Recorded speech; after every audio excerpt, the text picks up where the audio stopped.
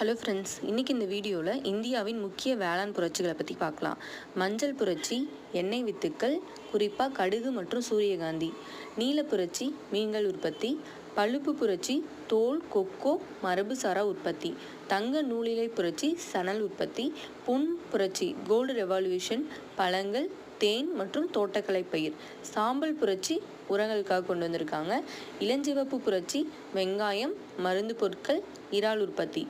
பசுமை புரட்சி, அனைத்து வகையான வேளாண் பொருட்கள் உற்பத்திக்காகவும் கொண்டு வந்திருக்காங்க. பசுமை புரட்சியின் தந்தை நம்ம இந்தியாவில் யாருன்னா MS சுவாமிநாதன். இதே உலக அளவில் பசுமை புரட்சியோட தந்தை யாருன்னு கேட்டாங்கன்னா நார்மன் போர்லாக்.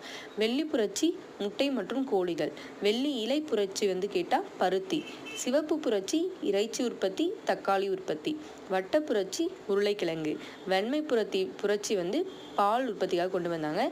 வெண்மை புரட்சியின் தந்தை யாருன்னு கேட்டால் வெர்ஜிஸ் குரியன். தேங்க்யூ.